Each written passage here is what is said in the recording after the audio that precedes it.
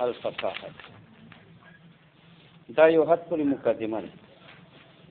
اوس لاندې علامه تفتازاني اجمالی خلاصه بیانې د متن چې مختصر ده. دا وایي متن کې یوه مقدمه د 3 فنونه دي، وجه حصر وایي. په دې سوال ده چې نه یوه مقدمه 3 فنونه خو نه دي، یوه خطبه ده.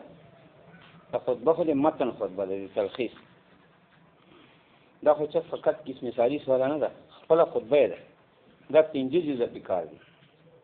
جواب دا دی چې مراد مقصود دی مختصر، یعنی مقصود دی مختصر یو مقدمه ده 3 فنونه. مقصود معنا عامه ده. کله مقصود بی ذاتی چې مسلو ته وایي، مسلې چې د فن دا بی ذات مقصودی دغه باندې نفس حرکت ولاړ د مقصود بی ذات دی ته وایي. او مقدمه دا مقصود ده او بالتبع، یعنی دی وجنه چې دا موقوف علی ده، واسطه د لپاره د مقصود. باقي خطبه چې دا مقصود نه ده په یوې معنی. نو خو مسائل دي د فن چې بذات مقصودی چې نفس دې ته متوجه، انو خو څه موقوف علی ده ورته دی وجه خطبه وته. نو مقصود دی مختصر 4 اجزا دي، مقدمه 3 فنون. اوس وجه حصر وایي چې مذکور په دې مختصر تلخیص کې چې کوم شیان ذکر کېږي یا به مقاصدي، مقاصد په معنا د مسایلو سره د فن مسایل، چاته قواعد وایي. قاعده دې ته وایي چې موضوع کلی یا محمول کلی، لکه کل فاعل مرفوع. نو مذکور په دې کتاب کې بیا مقاصدي، مقاصد په معنا د مسایلو سره آیا باندې چې ته مقاصد نو بیا دا مقدمه ده. اکه چې ته مقاصد و یعنی مسائل د فن بیا وخالني په دې مسلو سره به مقصود دای چې ته جان بچ کې غلطی نه پاداد معنی مراد دی بلیغ شي. یو خو اصلي معنی کنه د الفاظ لغوي معنی یا نحوی معنی فعل فاعل، ایو مراد دی بلیغ. مراد دی بلیغ څنګه؟ مراد دی بلیغ کله کلام سره حصول دی انکار، کله انکار کوي په دې خبرې، کله اقرار، کله اظهار دی بغض کوي، کله اظهار دی عداوت کوي، کله اظهار دی محبت کوي، کله تعریض کوي. پچا تعریض معنا توجه بالقبح و بالاعتراض، چې چاته توجه ورکړي په اعتراض سره او په قبح سره تقبیح سره، دا تعریض. یعنی توجه ورکړي په اعتراض کول سره، بس دا یې معنا. نو مذکور په کتاب کې بیا مقاصدي معنا مسائل الفن چې دې باندې نفس حرکت بند ولاړي، دینه بعد بیا بل څه ته توجه نه کوي، بس دې باندې دا ساکین چې دې ته مقاصد وایي. آیا به مقاصد نه مسائل بلکې واسطه د مسائل وایي او فائدہ به ورکړي مسائلو کې. دوم جز مقدمه ده، بس مقدمه واسطه د مسائل وي موقوف علی فائدہ ورکړي. او که چېرته مسائل مقصد و یا مقصود یا احترازي، یعنی جان بساتي په دې مسائلو کې غلطیانه په ادا د معنی مراد د بلیغ شي. معنی مراد نه مراد لغوي معنی نه ده، چې ادبي معنی ده. ادب معنی لفظ تحت لفظ ترجمه یا نحوی معنی، بلکې معنی مراد مراد د بلیغ لکه انکار، تعریض، اظهار د دشمنی، اظهار د محبت وغیرہ. دا فن اول ده، دا علم معنی ده. معنی معنی یعنی معنی البلیغ هغه امور بیانوي چې په هغې سره حاصلېږي معنی مقاصد د بلغاو. مقاصد د بلغاو دغه یي اوس چې موږ وویل. که چېرته مسایل و مقصد ورنه دا نه و چې دا اوس مو ویلی، بلکې مقصد ورنه دا و چې ته عبارت په مختلفو تعبیراتو ذکر کې چې تاکید معنوي نه احتراز راشي. تاکید معنی ګرانی، مشکل. هغه مشکل چې په فهم المراد کې خلل اچي، دا ته تاکید معنوي وایي. داسې مشکلات راولې لفظ مراد ترمنځ چې هغه خلل چې مراد ته خلل ورکړي. ځکه ډېر مشکلات دا وي چې غټې واسطې پکې معتبرې کړي لرې لرې او وسایطو نه بعد به ته به مراد ته رسې. نو بیا خو دا تاکید څه ګراني یې پیدا کړه. معنوي فیل معنا دا معنا چې مشکلات پیدا کړ په معنا کې، یعنی داسې مشکلاتو چې معنوي امور وو، لکه ډېرې واسطې پکې معتبرې. دا فن ثاني ده. که چېرته داسې وو چې مسائل و د فن او دا دواړه مقاصد نه وو، نه خو احتراز و غلطیانه په ادا د معنی مراد د بلیغ کې، نه خو داسې مسائل وي چې هغې نه ته تاکید معنوي نه احتراز وکړي. یعنی به مسله په څو تعبیر وکړي، آسان تعبیرونه چې تاکید نه ځان خلاص کړي. دا دواړه مقاصد نه وو، بلکې مقصود ته ونه حسن وو په کلام کې، حسن زائده په بلاغت. دا فن ثالث ده. دا ګوره رتب المختصره على مقدمه و ثلاث فنون. مقدمه باره کې دا اوس تحقیق کې خلاصه اجمالی باندې رتب المختصر دې ته اشاره کوي چې دا ځالي کتاب چې دی چې مقدمه ده 3 فنون دي. دا لا سبیل ترتیب دی. ترتیب څه معنا؟ وضع د شی ده په مقام مطلوب کې، یعنی هغه مقام کې چې مقام د شي لره غواړي. مثلا درات مطابقي غواړي ته تعارض، که تضمني غواړي به اوراره، که التزامي غواړي نو هغه راړي. دا ترتیب دی.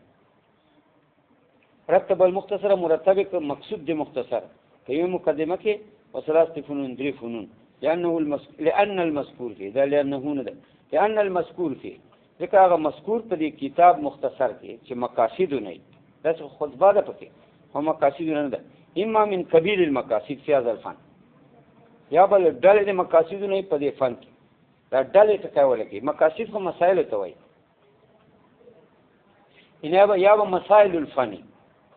مسائل معنا مقصود بذات. النفس يسكن عنده دې ته مقصود بذات وایي چې بل چا پاره وستنی، بلکې نفس دې خو ته ساکن ګرځي او مراد حاصلولو کې دې ته مقصود وایي. دا قبیل ته کوي لګي. قبیل ځکه لګي چې کله کله مسلو سره مثالونه وي، کله کله مسلو سره دلایل شواهد. نه شواهد او مثالونه دا کوم مقاصد نه دي، مسائل نه دي. او ډلې د مقاصد نه خو دي کنه، هغه مقصود سره خو ربط دي چې مثالي ورپاره مسلې لپاره. یا شاهدی، شاهد معنا دا چې ثابتې دا مسله، ځکه قبیل ویل چې یا به قبیلې د مقاصد نه وي. مثلا فی هذا الفن په دې فن کې اولای بني الثاني المقدمه که مقاصد و مسائل نه نو دا مقدمه ده. والاول اول بخالینی انکار الغرض من الاحتراز که مقصود جن احتراز جان ساتلو، یعنی الخطا غلطیانه هدایت المعنى المراد فاصله ولې د معنی مراد د بلیغ کې، نه معنا لفظي لغوي ادبي، ان معنا نحوي صرفي. قول فن الاول دا فن اول خالی معنا مراد د بلیغ چې حصول د انکار دا مجلس کې تی انکار ته اشاره کوي، یا عداوت ته اشاره کوي، یا بغض ته اشاره کوي، یا مثلا محبت اظهار کوي، یا چا باندې تعریف کوي، یا چا پورې ټوکې کوي، یا څوک الکای غني. داسې دا مقاصد دي، دا مقاصد البلیغ دي. ان کان الغرض منه كغرض احتراز ځان ساتلو په دې مسایلو کې، یعنی خطا غلطیانه هدایت المعنى المراد فاصله د معنی مراد دي بلیغ دي. والفن الاول دا فن اول ویلا اکوی مسائل خو الا یعنی مقصود جان ساتل نه د غلطیانه په ادا کولو د معنی مراد دي بلیغ کې، بلکې مسائل وو خدا سے مسائل وو چې هغه مسائل سره ته تاکید معنوي نه جان وساته. تاکید معنا مشکلات، معنوي معنا فیل معنا په معنا مراد کې مشکلات دي. هم مشکلات دي چې منځ ډېرې واسطې پکې معتبري. لکه ته فلان کار کثیر رمات ایرو وال د ډېر ایری ورکړه، هم مراد دې دی چې سخی ده. اوس معنا مراد خو دې سخی ده، خو په معنا مراد کې تاکید معنوي ده، یعنی مشکلات چې فیل معنا په معنا مراد کې. هم مشکلات دا دي چې منځ کې ډېرې واسطې دي. نو دې واسطې ته چا ځین دي چې یو نیم ځین سړي ځین بدي عام سړي ځین هونه دي چې کثیر رمات دا معنا چې ایری ډېرې دي. ایری ولې ډېرې چې لرګي ډېر سوځي، لرګي ډېر ولې سوځي چې پښتون ډېر کوي، پښتون ډېر ولې کوي چې میلمانه یې ډېر. مېلمانه چې چا ډېر خواسخي کړه پورې دومره وسایطو سره ته مراد هسې ده دې نه جان ساتل و تاکیداتو معنویو نه جان ساتلو مشکلاتو نه په معنا مراده کې له وجې د وسایطو معتبرولو نه لرې لرې واسطې چې ته پکې معتبره کې یا مشکلات پیدا شي په معنا مراده کې دې نه جان ساتلو څرنګه به جان وسان ساتي داسې به جان ساتي چې مختلف تعبیراتو سره به یو شی ته حاصله حقیقت سره تعبیر مجاز سره تعبیر شرعي سره تعبیر کنایه سره تعبیر مجاز مرسل سره تعبیر مجاز مستعار سره تعبیر مختلف تعبیرات کړي کله سره حقیقت سره تعبیر کوي کله کنایه سره تعبیر کوي کله مجاز سره تعبیر کوي کله مجاز مرسلی کله مجاز مستعار دې له وجې نه دا به فن ثاني شجویلا چې ته داسې نه داسې چې دا فن اول ول مقصد نه پچي په امکان الغرض منه چې ته غرض نه احتراز جان ساتل ان التعقيد مشکلاتنا المانوي في المعنى المراد تاکید معنی معنا مشکل په معنا مراد کې لوجه دي امور معنویونه من چې امور معنوي ډیر او وسایل او وسایط فول فنسانی دا فنسانی ده ویلا فول فنسال اکدا دواړه مراد نه او مقصدی مسلې وي دا دواړه مراد نه دي فنوي فنسانی وای به دا دریم فن به چې مراد په مسایلو کې تحسین او حسن یعنی په کلام کې حسن پیدا کړي سجا برابر کافیه برابر جناس برابر جناس څه معنا الفاظ لفظا یو یا معنی بدلې لکه تلوی وای حامدا لله اولا وثانیا بیا پسې وای ولعنان ثناء له ثانیا نو حامدا اولا ثانیا ان ثانیا بیا ثانیا خو لفظ خو یو ده جناس ته یعنی متعدد دي انسان و ذاتن ذات یو ده معنا چې فرق ده لکه اول ثانیا په معنا د مرتن ثانیتن سره د اسمی معنا ده ادوم ثانیا وسی معنا ده ثانیا ګرځون کوي ثانیا اسم فاعل ده ثنا یسنی نه ماخوذ په معنا د ګرځول شي ویلا فول فن ثالث ویلا کچې ته مشکلات پکې نه مدا فن ثالث ده یعنی حسن پکې مقصد اوی مسائل حسن زائده جناس مثلا سجع وكافيه وذكسي وجعل الخاتمه خارطه الفن ثالث وهم كانوا نبين ان شاء الله سبحانه وتعالى دا دغه سوال لکه توای چې کتاب څه مختصر چلور جزء ده مقدمه ده درې مقاصد دي چلور چې د 15 جزء ده یو خو په خاتمه ده په دې تلخیص کې اخر کې خاتمه لګي دا 15 جزء څه دا وایي معترض یا بعض نور کسان چې معترض ملګری دي چې دو خاتمه فن ثالث نه بار غني دا چې وهم ده خاتمه فن ثالث حصہ ده دلیل دا ده چې دا فن ثالث حصہ ولې ده چې مصنف خپل په خاتمه کې دا څه وایي چې محسنات لفظي بیان کړي دي اخر دي بدی کې یعنی هغه قوانین بیان کړی دي چې حسن لفظي په کې راځي په کلام کې بیا وایي چې هاذا ما تيسر لي بعون الله في هذا المقام ما ته الله دا آسان کړ دا مې ته بیان کړ بقي اشیاء یا فن ثالث کې څه شیان پاتې سل او وزت ته بیانو نو فن ثالث کې څه شیان پاتې سل دا تشریح وکړه چې فن ثالث کې څه شیان پاتې دي زت ته بیانو چې فن ثالث کې پاتې دي خو فن ثالث حصہ ده کنه دا مصنف خپل تشریح کړی دا چې خاتمه د فن ثالث حصہ ده او چې چا ویل دي چې دا خارج د فن ثالث نه دا چې وهم چې مبتلا ده یا بعض شارحین دي د ملګرتیا کړی د معترض چې خاتمه خو فن ثالث نه بار چې شي بار ده مصنف خپل وایي چې بار نه ده ځکه محسنات لفظیونه بعد څه وایي چې دا مسله ماته الله ثاني کړی چې ته و مې ویلې اچھا شیان پکې پاتې دي حضرت ته خاتمه کې بیانو چې شیان چې په علم بدی کې پاتې دي اځي په خاتمه عنوان سره ته بیانو د علم بدی احساس وکړه دیکھو وجعل الخاتمه خارجه وجعل الخاتمه خارجه غرضول د خاتمه بار فن ثالث وهم دا څه وهم ده کما نو بین ان شاء الله سبحانه وتعالى دا وځ بیان کړه چې دا مات تویل دا ولما جر كلامه في اخر هذه المقدمه دا اوس مقدمه ټکی تراله تاسو دا تمهیدی باسط توکه کتاب خلاصې ویل چې دا څلور اجزا دي دادی اوس بیا اصل ټکي ته راغلی مقدمتون دغې وضاحت اوس کوي لفظي تحقیق کوي لفظي تحقیق کې دا تحقیق کوي چې یو خو اعراب والباس کوي چې لکه دا مقدمتون نکره ولې ده دا فنون ثلاثه چې ذکر کیا وروسته هم معرفه ذکر کیا تاسو الفن الاول الفن الثاني الفن الثالث الان چې اجزا د کتاب دي تدریف فنون چې دي فن اول ثاني ثالث خدا اجزا د کتاب دي نو ته معرفه ذکر کیا دا څه الفن الاول الفن الثاني دا مقدمه خو جز د کتاب ده لکه دا اوس مو ویل اجزا د کتاب نه نو کوفره ده دا ته نکره ذکر کیا نو دا ترجیح له مرجع دي بعض اجزا معرفه ذکر کیا بعضې نکره ذکر کړه دا جواب چې وایي چې دا مقدمتون چې ده دا دلته مې چې په دې سر لیکلې ده دې مخ چې ذکر نشته بس دغه ځای ذکر ده مقدمتون مخ چې دې تذکره نه ده راغلې په خطبې کې نو زه څرنګه الف لام په داخل کې چې معرفه یم المقدمه بیا خو به دا معنی چې الف لام عادیه کې امهود ته اشاره یي چې دا مقدمه مخ چې ماته ذکر کړه مخ چې خطبې کې چېرته مقدمه ذکر ده ځکه مې مقدمتون نکره وویله چې مخکې په مباحثو کې دې تذکره نشته دا الفن الاول الفن الثاني الفن الثالث چې کله تفصیل ذکر تفصیل دې مقاصد تفصیل چې کوم هلته معرفه راغلم ځکه تفصیل نه مخکې په مقدمه کې قبل المقصد دغه فنون ثلاثه او تذکره راغلي على سبیل الاجمال او چې کله دې مقدمه کې دوه تذکره وکړي فن اول ثاني ثالث دا تذکره ذکر په مقدمه کې بیا وروسته چې کله دا مقدمه کې دوه تذکره راځي بیا چې مقصد ذکر کوو بیا تفصیل کوم په مقاصدو کې نو بیا وایي الفن الاول ځکه فن اول ذکر په مقدمه کې اجمالا راغلی ده مقصود نه مقصد دا چې فن ثاني تذکره په مقدمه کې راغلی ده قبل المقصد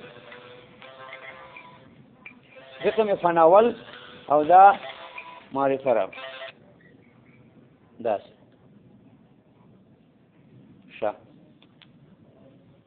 ولما انجر كلامه في آخر هذه المقدمة إلى انحصار المقصود في الفنون السنة لما انجر كلامه کله چې وصله ده کلام د ماتین في آخر هذه المقدمة د دې مقدمې په آخر کې دا مقدمتون څه ده دا خو غټه مقدمه ده بیانې ډېر تفصیل کوي د دې مقدمې په آخر کې څه شی بیان کړ کلام وصله د متن وصله ده د متن في آخر هذه المقدمة د دې مقدمې په آخر کې إلى انحصار المقصود چې دا مقصود منحصر ده په الفنون الثلاثه په درې فنونو کې نو دا مقدمه چې د درې فنونو تذکره رااله اوس دا مقدمه کړله اوس مقدمه نه بعد زه مقصود تفصیلی ذکر کوم چې فن اول فن ثاني ثالث ده نو ناسب ذکروا اوس مناسب څه ذکر کول د مقاصد د فنون الثلاثه سو د طریق تعریف په طریقې تعریف عادي سره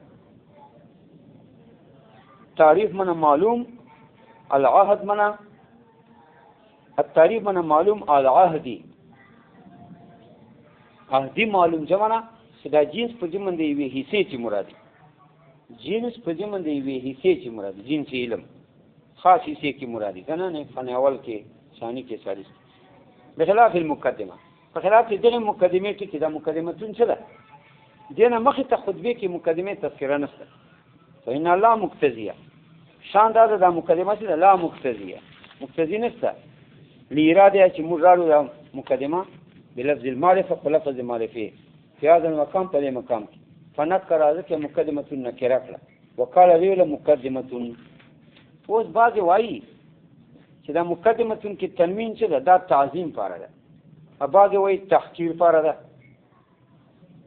تعظیم پاره ولې د تنوین مقدمه عظیم مقدمه ده تعظیم ولې ده چې کله کې نفع ډېر ده د مقدمه کې دا فصاحت بیانې بلاغت بیانې او د دې تقسیمات کوي دا فنون ثلاثه باندې نفع ډېره ده چې چا نفع ډېرې خو عظیم شي نو ځکه تنوین تعظیم پاره ده چې دا عظیمه مقدمه ده نفع ډېره زیاته بعضې وایي چې نه مقدمتون کې دا تنوین تحقیر پاره ده مقدمتون معمولی مقدمه ده معمولی مقدمه څه معنا تحریر کم ده ځکه ټکي خو یې کم دي که نه دا خو سره ده ورسره تفتل چې سره ونه لري که خو دوه درې ټکي دي مقدمه نو معمولی مقدمه ده معمولی څه معنا شان کم ده شان کم ده ځکه چې هلته لږ ده نو لږوالي د وجې نه سړي ذهن چې شان یې کم راځي.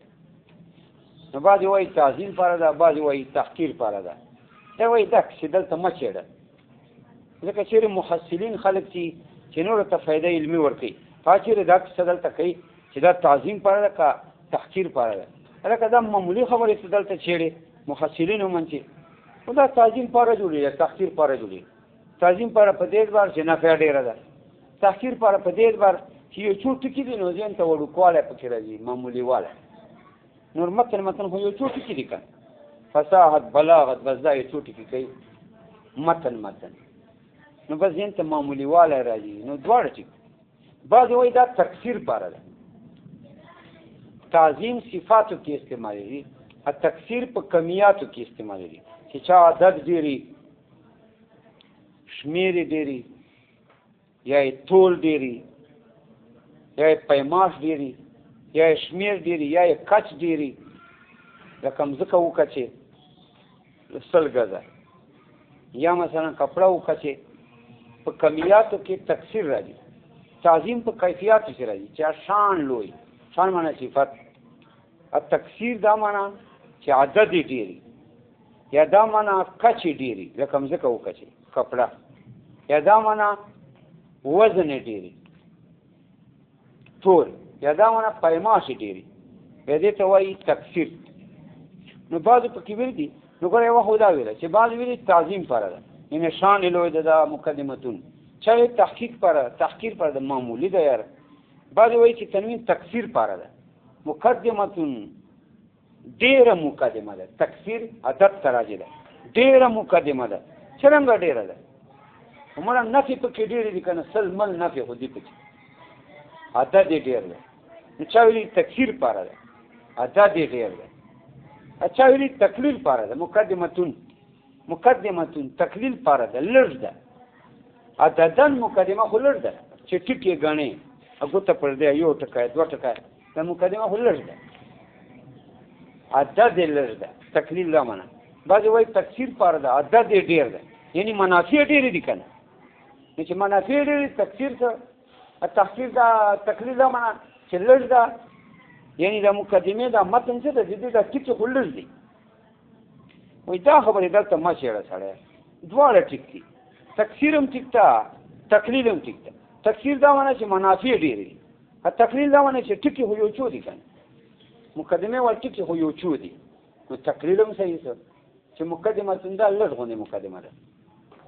تکثیر هم چې صحیح ده، ډېره مقدمه ده، یعنی منافع یې ډېر دي، 100 منافع دي پکې، 50 دي پکې مثال. والخلاف خلاف په دې کې ان تنوین علی تعظیم یعنی تقلیل، چې دا تنوین تعظیم پاره ده که تقلیل پاره ده. ما لا ينبغي، په کار نه ده ان یقع بین المحسنین، چې واقع سي په مابین علماو کې دا مجلس چې دا خبره چېړي چې دا تعظیم پاره ده که تحقیر پاره ده، تکثیر پاره ده که تقلیل پاره ده. دا دې دو نه چېړي خپل منځ، دې باندې بد ښکاري چې غټ کسان یې که نه په چای سره شنتي سپین ږیري، نو بد په ښکاري که نه چې دا سپین ږیري دي او دو په چای سره شنتي دي. دا اوس اصل کې تعظیم تقلیل، ګوره تعظیم په مقابل کې تحقیر راځي، ځکه تعظیم صفت ته راځي، شان ته، چې شان یې لوی صفت یې لوی، بیا دا تعظیم. چې شان معمولی صفت ادنای بیا ته تحقیر وایي. نو تعظیم په مقابل کې تحقیر راځي، دا کیفیاتو کې راځي، شیونو کې راځي، صفاتو کې راځي. تکثیر تقلیل دا په کمیاتو کې راځي، ډېر لږ، ډېر څه معنی عدد ډېر، کچ ډېر، وزن ډېر، پیماش ډېر. تقلیل څه معنی کم. اوس دلته خو داسې په کار ده چې تعظیم تحقیر جمع کړي وي، للتعظیم والتحقیر، لکه تعظیم په مقابل کې تحقیر دا صفاتو ته راځي. یا یې ویل تکثیر و تقلیل، تکثیر تقلیل دواړه کم ته راځي، ډېر کچ پیماش، تقلیل لږ کچ پیماش وزن. نو تکثیر تقلیل خپل منځ مقابل دي، کم ته راځي دي. پیارو که نه شمېر ته تکثیر ډېر شمېر، تقلیل لږ شمېر، تکثیر ډېر وزن، تقلیل لږ وزن، تکثیر ډېر پیماش، تقلیل لږ پیماش. نو تکثیر تقلیل دا په کمیاتو کې راځي، په اعدادو کې راځي، دا خپل منځ مقابل دي. التعظیم او تحقیر صفاتو کې راځي. نو ته خو په داسې ویله للتعظیم والتحقیر یا به داسې ویله للتکثیر والتقلیل.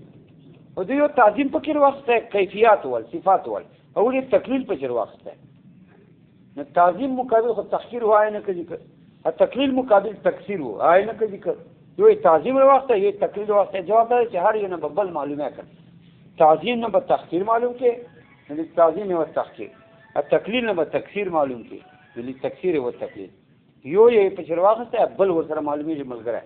تعظیم سره ملګری معلومیږي تحقیر، التقلیل سره خپل ملګری معلومیږي تکثیر. ایمالا بغیر په کار نه ده ان یقع بین المحصلین چې دا واقعي چې علماء ومنشي. والمقدمة مأخوذة من مقدمة الجرح للجماعة المتقدمة منها من قدم بمعنى تقدم يقال مقدمة العلم. اوس ماتین دې ځای چې لغوي تحقیق کوي دی وایي دا مقدمې ټکا چې دلته چې ذکر ده مقدمتون، دا لفظ د مقدمه دا ماخوذ ده، دا مراخصته ده. هغه مقدمه مراخصته ده چې په مقدمه الجاش کې پرته ده. مقدمه دلته چې استعمال ده په معنا لغوي کې دا مو یغه مقدمه نه دا ټکی راخسته ده چې په مقدمه الجاش کې پرته ده. ا مقدمه الجاش کې چې کومه مقدمه پرته ده هغه څه معنا د لغت کې یعنی لشکر نه مخ چې ډاله. مقدمه الجاش څه معنا؟ جاش لشکر نه مخ چې ډاله. نو مخ چې ډاله ته وایي لغت کې په مقدمه الجاش کې. نو دلته استعمال ده په مخ چې ډاله کې. مقدمه څه معنا؟ مخ چې و ډاله ده. هیڅ شي ډاله ده. تاری موضوع غرض ډاله ده. دا ډاله مون مخ ذکر کوو. نو دا څه وایي چې مقدمه ماخوذ ده مقدمه الجاش نه. یعنی دا لفظ د مقدمه دلته چې په دې متن کې ذکر ده په لغت په اعتبار سره چې واخلې دا یو ټکی نه ماخوذ ده. هغه ټکی مراخصه ده چې په مقدمه الجاش کې مقدمه پرته ده. هلته مقدمه الجاش کې مقدمه څه معنا ده؟ ډله چې لشکر نه مخ شي. دلته هم دا معنا ده مقدمه ډله چې مقصد نه مخ شي. ډله کومه ډله ده؟ خو تاری موضوع غرض دا ډله ده کنه. هلته لشکر نه مخ شي و ډله یې دلته و ډله مقصد نه مخ شي. ده کومه ډله ده؟ تاری موضوع غرض دا و ډله ده چې مقصد نه خلک مخ شي وایي. دا مراد ده. دا مراد نه ده د عبارت چې دا مقدمه منقول ده مقدمه الجاش نه. مقدمه الجاش منقول عنه ده. دا غلطه ترجمه ده چې مقدمه مو مقدمه الجاش نه نقل کړی ده. هغه مقدمه ټکی مفرد ده، مقدمه الجاش مرکب ده.